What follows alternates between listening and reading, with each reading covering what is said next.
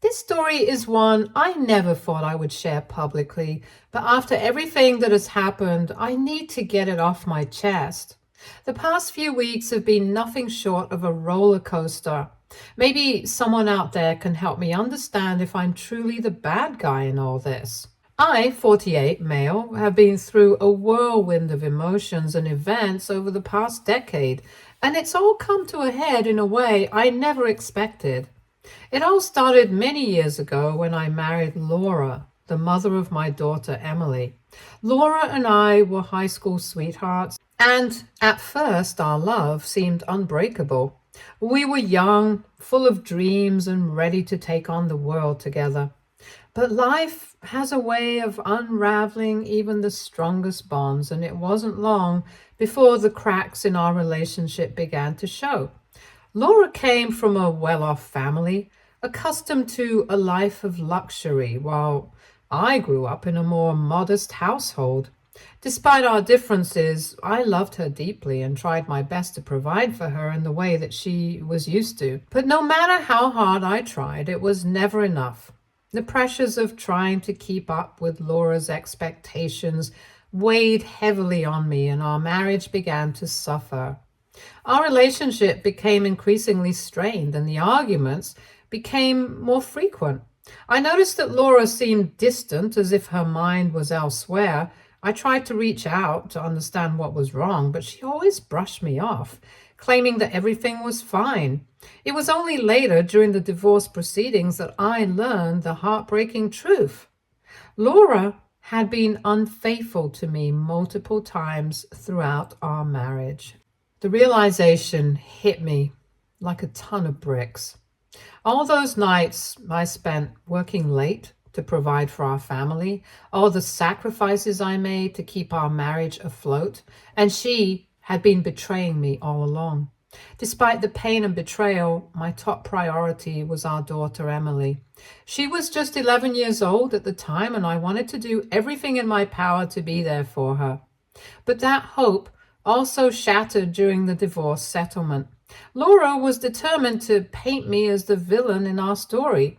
She accused me of being emotionally distant and neglectful, and even hinted at potential abuse, none of which was true. But Laura was convincing, and she managed to turn my own family against me, including my parents and siblings. They all bought into her story, believing that I must have done something terrible to drive her to infidelity. It felt like I was stranded on an island with no one willing to hear me out. The court battle was brutal, and despite my best efforts, the judge sided with Laura. She was awarded full custody of Emily, and I was granted limited visitation rights. But even those few opportunities to see my daughter was sabotaged by Laura. She would often forget about scheduled visits or claim that Emily was sick or had other plans. I would offer to take Emily to school or help her with projects. But Laura refused to let me play any meaningful role in her life. My family, who had always been close to Emily, sided with Laura and helped her keep my daughter away from me. They were all so determined to erase me from Emily's life, and I was powerless to stop it.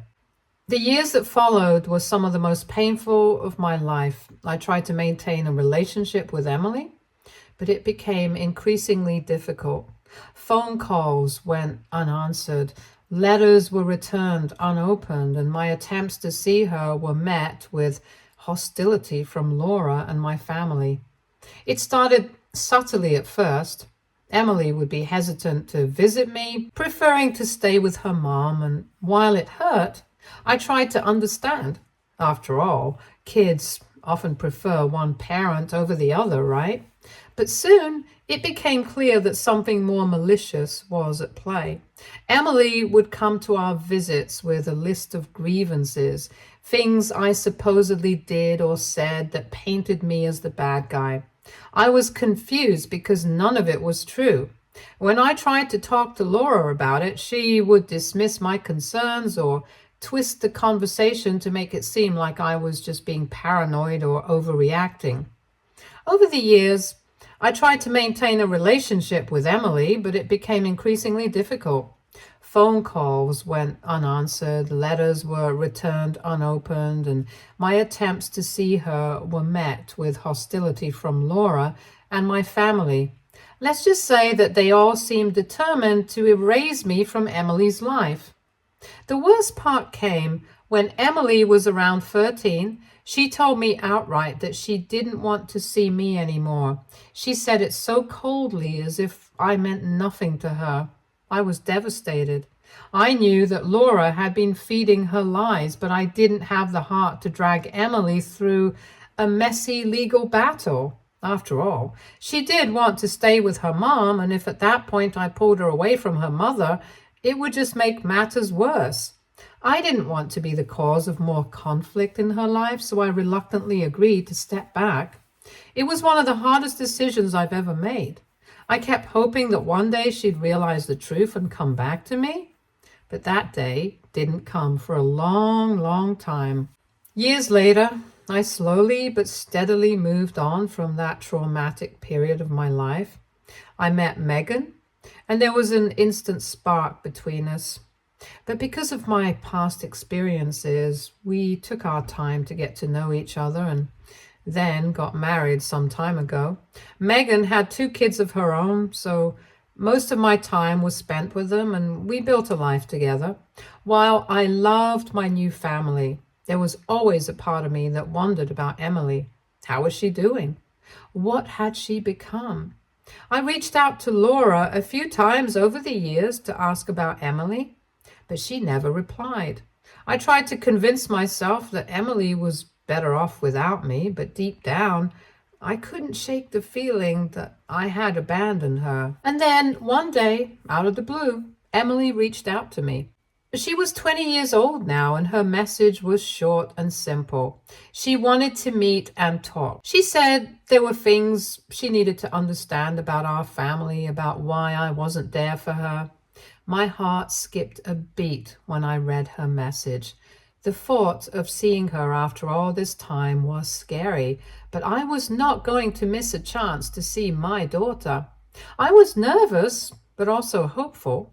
Maybe this was the moment I had been waiting for all these years. We agreed to meet at a quiet cafe. I was a bundle of nerves as I waited for her to arrive. When she finally walked in, I hardly recognized her. She had grown into a beautiful young woman, but the anger and hurt in her eyes were unmistakable. It was clear that she had been carrying a lot of pain for a long time, and as we sat down across from each other, the tension was palpable. Emily didn't waste any time getting to the point. She wanted answers, answers that I knew would be hard to hear. I took a deep breath and began to tell her the truth. I didn't hold back. I told her everything, how her mother and her family had systematically poisoned her against me, how they had twisted every situation to make me look like the bad guy, and how I had tried so hard to be a part of her life despite everything. I told her about Laura's infidelities and the lies she had spread during the divorce. For the next few hours, I laid out the reality of what had happened. I had brought with me old court documents, text messages, and emails that supported my story. I wanted Emily to know that I understood what she had told me about this whole time, and I wasn't the monster she had been led to believe. Emily sat in stunned silence as I revealed the reality of what had happened. She had grown up believing that I was the one who had walked away, that I hadn't cared enough to be part of her life. Learning the truth was overwhelming for her. I could see her processing everything, and I didn't push her to respond. I knew this was a lot for her to take in. When she finally spoke, her voice was trembling. She asked me why I never fought back, why I didn't try harder to stay in her life. That question broke me. I had to explain that I didn't want to put her in the middle of a legal battle, and that I thought stepping back was the best way to protect her. I wanted her to have a happy childhood, even if it meant she would hate me for a while. But the truth was, I regretted not fighting harder. I regretted letting Laura and her family control the narrative. And now it seemed that Emily was beginning to understand the depth of what had happened. She was furious. A little at me, but mostly at her mother. She couldn't believe the lengths Laura had gone to just to make herself look like the better parent. Emily decided that she needed to take action. She said she wanted to confront her mother and lay everything out for everyone. I was shocked, but also proud of her for standing up for herself. Emily wasn't the little girl I had known a decade ago. She was a strong woman capable of defending herself. At the same time, I was worried about the toll this would take on her. I took a sigh of relief when she said that she wasn't sure how to move forward with our relationship, as she had gotten so used to an absent father, but she would love it if we could meet and chat more. 2 days later, I received a flurry of angry calls and messages from Laura. Apparently, Emily had confronted her with the information I had shared. Laura was furious, accusing me of turning Emily against her and destroying their relationship. What I didn't expect was Emily's next move.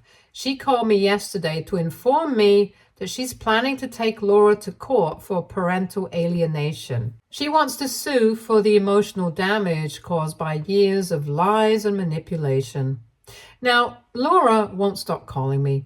She's alternating between threats and pleas, demanding that I talk Emily out of the lawsuit. My family is also reaching out, suddenly wanting to reconnect and smooth things over.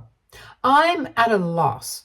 On one hand, I'm relieved that Emily finally knows the truth. On the other hand, I never intended for things to escalate to this point. At this point in my life, along with Emily, I also have Megan and kids to take care of, and I'm not sure if I can take the same mental pressure again. I don't want to cause more pain or drama, but I also feel that Laura and my family need to face the consequences of their actions. In short, I have been very conflicted. I'm proud of Emily for seeking the truth and for wanting to take a stand against what had been done to her. But I was also scared for her. The legal process is brutal, especially when it involves family. And I didn't want her to get hurt more than she already had been.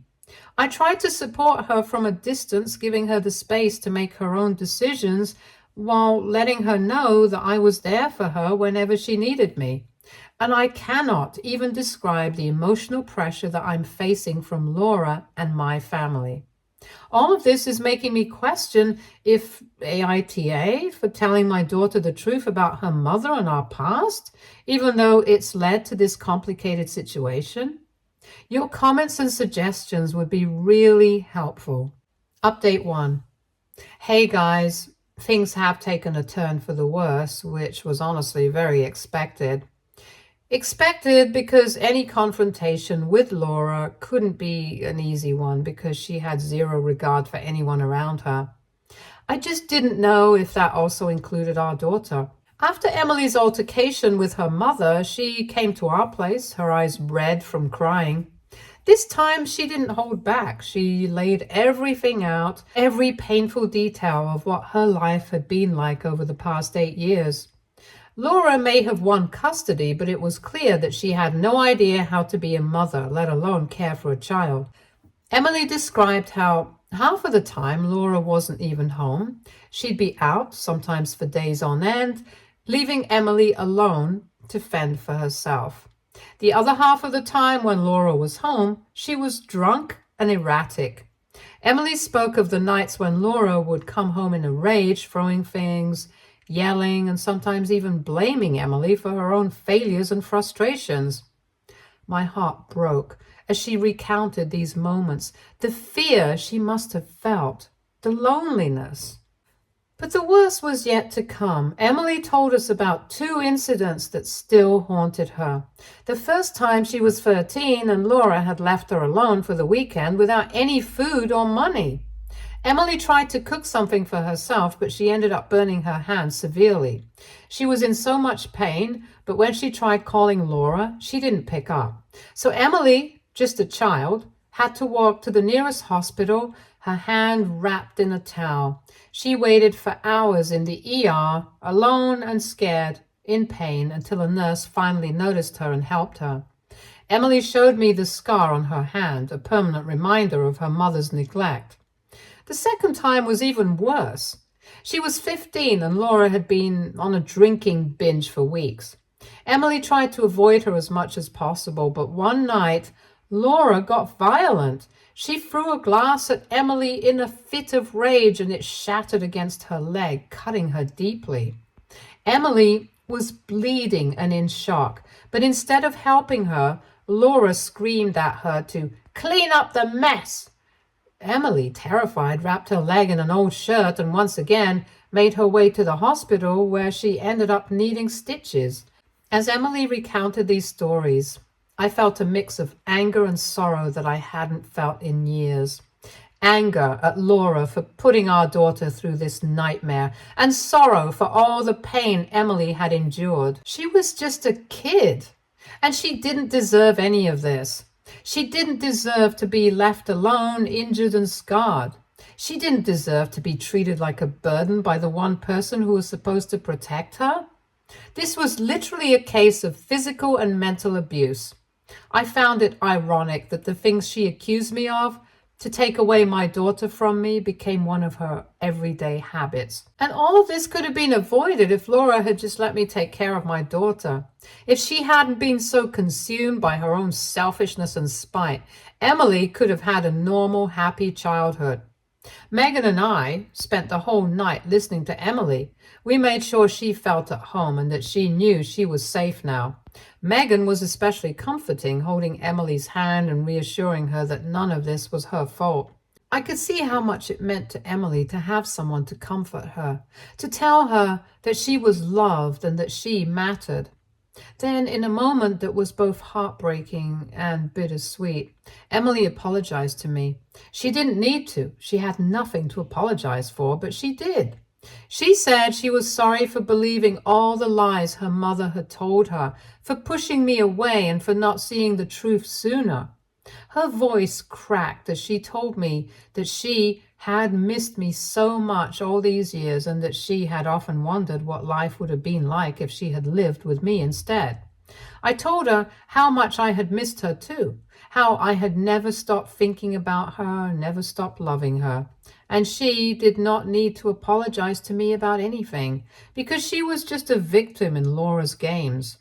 It was a bittersweet moment because while it was painful to hear her apologies, it also meant that we were finally reconnecting after all these years of being apart. This was also a realization for me that I was done playing safe and avoiding family drama. My daughter's well-being was at stake here, and I was going to get the apology and reparation that she deserved, even if that meant getting into a legal battle with my ex-wife. The next morning, after a long night of talking and comforting, Emily and I cooked up a plan. We were going to confront my family about everything, every lie, every act of neglect, everything that Emily had been put through. I was done with them pretending like they were the perfect family while they had enabled Laura to destroy Emily's childhood. We had the proof we needed, the hospital records, the text messages, and even some old voicemails from Laura that Emily had saved. It was time to expose the truth and to let them know exactly what their complicity had cost. I could see that Emily was nervous, but there was also a resolve in her eyes that I hadn't seen before. She was ready to face them, to stand up for herself. And I was going to be right there beside her. We were finally going to get the justice we both deserved, and I knew that no matter what happened, we would face it together. Whatever happens, you guys will be the first to know. Thank you for understanding my situation and sending helpful comments. It means a lot. I'll be back with updates because this is definitely not the end. Update 2. Hello people, hope you all are doing great.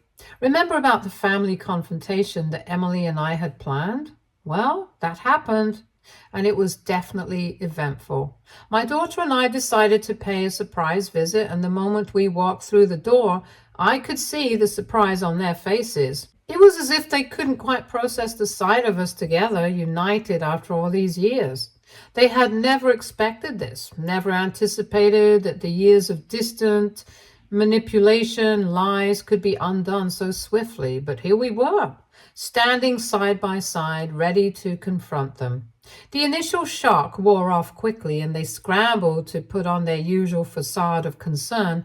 My mother was the first to speak, her voice dripping with false worry as she asked Emily if I had hurt her or done something to upset her. The insinuation stung, not because I cared what they thought of me, but because it showed just how deeply they had bought into Laura's narrative. To think that I would harm my own daughter, it was a sickening thought, but one they seemed to hold without hesitation. They were quick to believe the worst of me, perhaps because it made it easier for them to justify their own actions. But I wasn't Laura, and Emily was no longer the scared, confused child they once knew. Before I could respond, Emily stepped forward. Her voice was steady, filled with a quiet strength that made me proud. She told them to drop the act, to stop pretending that they cared when they had done nothing to help her over the years. There was no hesitation, no wavering in her words. She called them out for their apathy by standing by while Laura neglected and hurt her, and for being complicit in the destruction of her childhood. I watched as my parents and siblings tried to mask their discomfort. Their expressions shifted from feigned concern to something closer to annoyance. They didn't like being confronted, especially not by Emily, who they still saw as a child, someone who should be grateful for whatever scraps of attention they had thrown her way. But Emily wasn't a child anymore, and she wasn't interested in their hollow apologies or excuses. I saw some comments asking, how did Laura set my own family against me so easily? Well, our relationship had always been complicated, tangled in years of unresolved issues and buried resentment.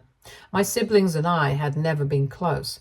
There was always a sense of competition, of one-upmanship that poisoned any chance of a genuine bond. My parents, instead of fostering unity, had taken sides, aligning themselves with whichever child was most useful to them at the time. When Laura had come to them with the idea of divorcing me, they saw it as an opportunity, a way to channel their lingering resentment towards me. They hadn't cared about the impact it would have on Emily or me. They were more interested in settling old scores, in seeing me brought down a peg. As Emily laid out everything that had happened, how Laura had abandoned her, how she had suffered injuries and trauma while they turned a blind eye, I could see the discomfort growing on their faces. They weren't used to being challenged like this, especially not by someone they had underestimated for so long. And it wasn't just the words that stung, it was the fact that Emily was holding them accountable, refusing to let them off the hook with their usual platitudes. Of course, we didn't reveal everything we had. There was no need to show all our cards at once. We had hospital records, text messages, and other evidence that could easily tear apart their carefully constructed narrative. But for now, we kept most of it close, only revealing enough to make it clear that we were serious, that this wasn't just some emotional outburst. This was a warning, a declaration that we were done playing by their rules and things were about to get a whole lot more serious. We left the house without waiting for any response. There was nothing they could say that would change anything, nothing that would undo the years of pain and neglect they had allowed to happen. As we walked away, Emily delivered one final message. She told them to pass it on to Laura, to let her know that we were coming with a very hefty case and that she better be ready for it. The silence that followed us as we left was deafening, but it was a silence filled with unspoken words. with the weight of what was to come. Emily and I had drawn our line in the sand, and there was no turning back. The family had always thrived on division, on keeping us isolated and at odds with each other. But now, with Emily and me standing together, they were the ones who were going to have to face the consequences. All of you have given me some of the best advice, and know that I'm constantly going through each and every comment. Your support means a lot. Update 3. Hello, I want to thank everyone who has followed this story and offered support and advice. The past few days have been some of the most challenging of my life, but I think we're finally seeing a way forward, so buckle up for a lengthy one. After the incident at my family's place, I immediately contacted one of our lawyers. I wasn't about to let Laura get away with everything she had done, not just to me, but to Emily as well. But when I brought up the idea of pursuing legal action, Emily surprised me. She didn't want to move forward with any legalities. It wasn't that she didn't care or that she was forgiving her mother, far from it. Emily had just been through so much, and she had other priorities now. Her academic life was thriving, and she had big plans for her future. She couldn't afford to put that on hold to sue her mom and fight a court case.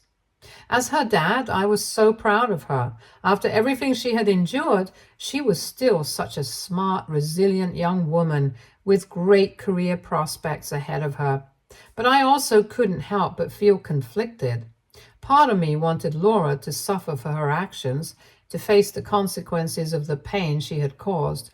It was one thing to mess up my life, but to harm Emily, to rob her of a normal, happy childhood, that was something I found unforgivable. However, I respected Emily's wishes, unlike her mom's. Her opinion mattered here, and that was something I would always keep in mind when making decisions. As we were navigating through all of this, something else also happened. A day or two later, one of Laura's neighbors showed up at our doorstep with an envelope. The neighbor explained that Laura was leaving town for a while and had asked her to deliver the envelope to us. I wasn't sure what to expect, but I took the envelope and thanked the neighbor. Inside the envelope was a letter from Laura. It was long, filled with apologies and explanations, attempts to justify her actions. She wrote about how she became very alone after I left, how she lost her job, how things spiraled downhill from there. She eventually found another job, but it paid poorly, and she sank deeper into depression. Drinking became her way of coping, and she claimed that she never meant to hurt Emily, that she was just so lost and overwhelmed by her own misery. Laura went on to detail more of her struggles, trying to paint a picture of a woman pushed to the brink by circumstances beyond her control. But as I read, all I could think was how hollow it all sounded. It was clear that Laura was trying to excuse her behavior, to make it seem like she was a victim of her own life, but no amount of hardship could justify the way she had treated Emily. She ended the letter by begging us not to pursue a legal battle. She promised to stay away from Emily as a gesture of goodwill, and offered to pay whatever amount we thought was right as reparation for the damage she had caused. When I handed the letter to Emily, I could see the heartbreak in her eyes as she read it. This wasn't the apology she had wanted, and it certainly wasn't the resolution she deserved. What kind of mother leaves her child like this and then thinks that money could somehow make up for all the years of pain and neglect? It was a crushing realization for Emily, and I knew she needed time to process everything. I gave Emily space, understanding she'd reach out to Megan or me when she was ready. My wife, Megan, had quickly become a source of comfort for Emily, someone she could confide in without judgment. Emily soon became like family to all of us, forming a close bond with Megan's children. While I wanted to help, I realized Emily benefited more from Megan's support and perspective to process everything.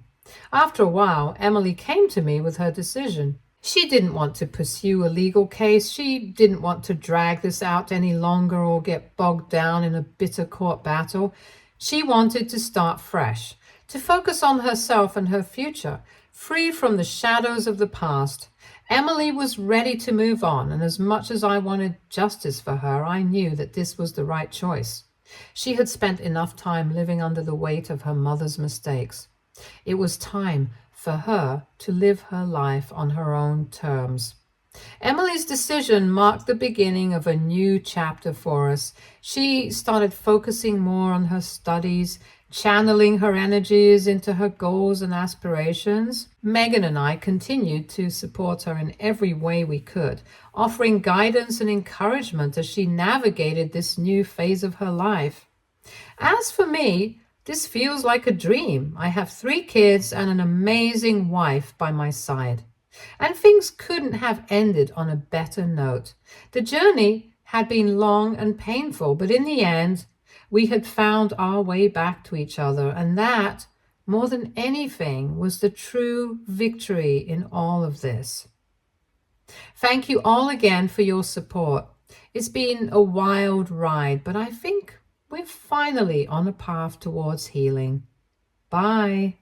Stay tuned for more stories from Argo Relationships.